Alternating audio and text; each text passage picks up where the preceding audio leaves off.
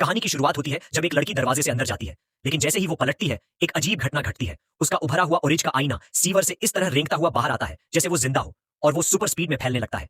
इसी बीच रिया को आवाज सुनाई देती है। वो तुरंत मुड़कर देखने लगती है, लेकिन जो दृश्य उसके सामने था उसे देखकर वो स्तब्ध रह जाती है।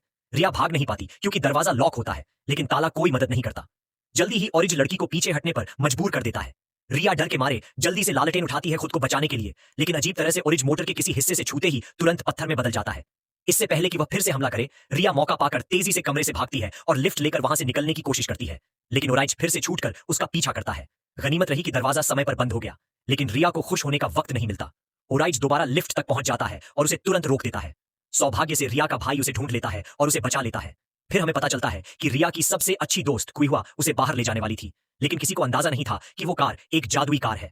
तभी कुइहुआ देखती है कि उसने अपने एक्स बॉयफ्रेंड दाशान को चाकू मार दिया है। वो उसके पीछे ड्राइव करने लगती है सफाई मांगने के लिए, लेकिन रिया के समझाने पर वो पीछा छोड़ देती है। लेकिन तभी उसके पैर अटक जाते हैं और वहीं दरवाजे से टकराकर उसकी मौत हो जाती है। किसी बड़ी दुर्घटना से बचने के लिए वो महिला कार को एक खंभे से टकरा देती है। कार पर लगा रहस्यमयी पदार्थ रिया के कप में गिर जाता है। महिला कार से उतरकर चली जाती है, लेकिन कुइहुआ के घबरा जाने के बाद कार अचानक स्टार्ट हो जाती है और सीधे समुद्र की तरफ दौड़ती है। जैसे जैसे कार की रफ्तार बढ़ती है, महिला को बाहर निकलने का तरीका खोजना पड़ता है। वो ट्रंक खोलती है और कार से कूदकर समुद्र में गिर जाती है। वहीं दूसरी ओर रिया को इन सब बातों का पता नहीं होता। वो एक बेवरेज शॉप में जाती है। दुकानदार जल्दी से ड्रिंक तैयार करता है और इंटरव्यू में जाने की जल्दी में महिला वो ड्रिंक पी जाती है और इंटरव्यू के लिए निकल जाती है। बातचीत के दौरान अचानक रिया की नाक से खून बहना बंद हो जाता है, लेकिन जो खून निकलता है वो अजीब तरह से काला होता है।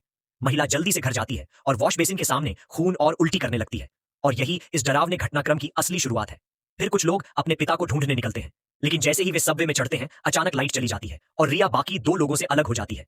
अब महिला को अकेले ही भागना पड़ता है और वही राक्षस फिर से उसके पीछे लग जाता है। रिया जैसे ही ट्रंक से बाहर आती है उसे एहसास होता है कि बाहर का रास्ता लॉक है और वो भयानक ओरिज ठीक उसके सामने है। लेकिन सौभाग्य से महिला को एक हाई प्रेशर शॉप दिखती है। उसे पहले की घटना याद आती है जब ओरिज पत्थर बन गया था। रिया हिम्मत करती है, प्लेटफॉर्म से कूदती है और ट्रैक पर दौड़ने लगती है। वो हाई वोल्टेज शॉप को पार करती है और ओरिज सीधा लुढ़कता हुआ आता है, और जैसे ही वो वहां पहुंचता है वह दोबारा पत्थर में बदल जाता है और पीछे से आती हुई सबवे ट्रेन से टकरा जाता है।